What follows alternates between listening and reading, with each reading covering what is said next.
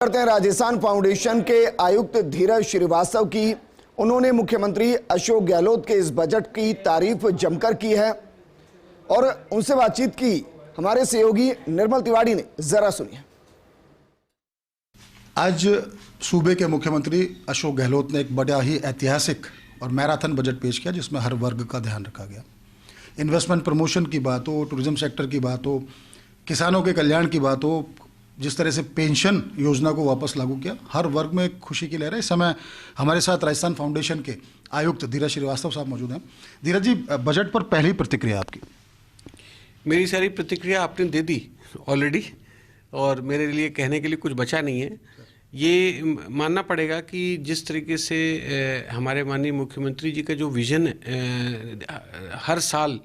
निकल के आ रहा है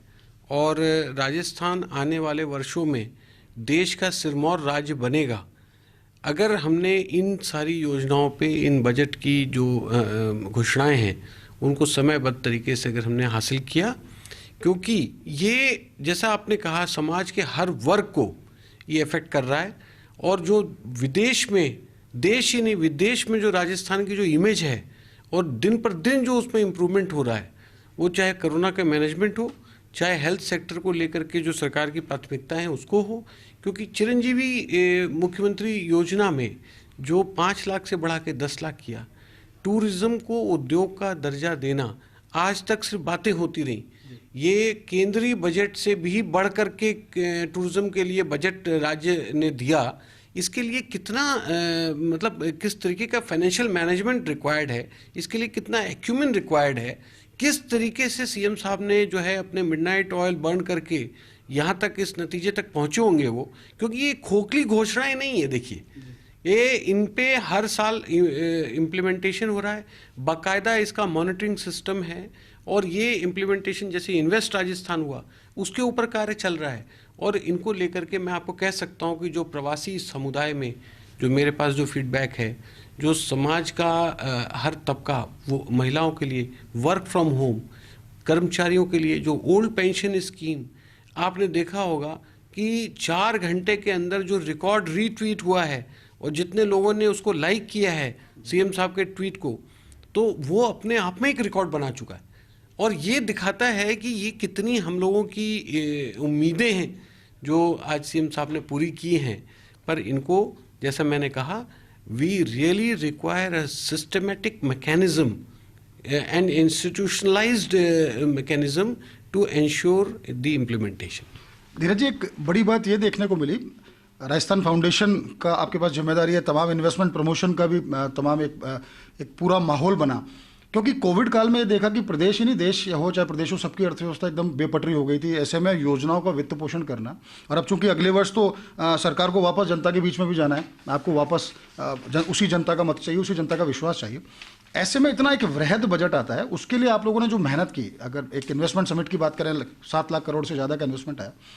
किस तरह से सर इस सबको आप एग्जीक्यूट कर पाए, और भविष्य में भी, क्योंकि ये जो घोषणा है कि इनका वित्त पोषण बहुत जरूरी है, साथ में धरातल पर भी हैं, तो इसके लिए किस तरह की योजना है जिसको आप लोग एग्जीक्यूट करेंगे मिल करके? देखिए, ये जो एक डायनेमिक लीडरशिप होती है, जब लीडर खुद रात दिन काम करता है तो नीचे का पूरा जो अमला है वो भी उसी नीयत से, उसी शिद्दत से काम करता है। जैसे मैं आपको उदाहरण के तौर पर बताऊं कि अभी आपने देखा होगा कि कल जो यूक्रेन से जो बच्चे आ रहे हैं, उनके लिए एक सरकार ने बहुत संवेदनशील निर्णय लिया कि उनका रहना, खाना, घर तक पहुंचाना सब सरकार के उस पर किया जाए। अब जो दिल्ली में और जयपुर में जो 3:30 बजे रात में बच्चे आए, उनको रात में जो रुके, उनके पेरेंट्स को आप मिलते, बात करते, देखते आप कि किस तरीके से वो एकदम अभिभूत थे। और हमारी जो टीम थी वो रात में पूरे रात अलर्ट रही, क्योंकि उनको मालूम है कि हमारे मुख्यमंत्री जी का क्या नेचर है, उनकी क्या प्राथमिकताएं हैं, और उन्होंने जब कोई निर्णय लिया तो उसको ज़मीन पर उतारना कैसे है। आज यही इन्वेस्टमेंट समिट को लेकर के तमाम डाउट्स थे लोगों के दिमाग में कि कोरोना के चलते कौन आदमी आएगा, लेकिन आपने देखा कि 10,41,000 करोड़ के तो एमओयू साइन हो गए, जिसमें से 4.5 लाख के तो ज़मीन भी ऑलरेडी आवंटित है। अगले 3 महीने में हम लोग इसको पूरा बाकी के भी एक योजनाबद्ध तरीके से काम चल रहा है। बहुत बहुत धन्यवाद।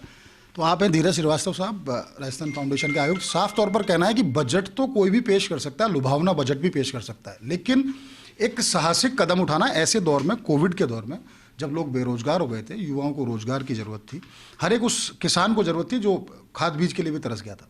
लेकिन जिस तरह से मुख्यमंत्री ने आज कृषि बजट भी अलग से पेश किया और तमाम जो प्रावधान किया है, निश्चित तौर पर कहा जा सकता है कि अर्थव्यवस्था की पटरी पर बेपटरी हुआ राजस्थान बहुत तेजी से न केवल पटरी पर चढ़ेगा, दौड़ेगा भी।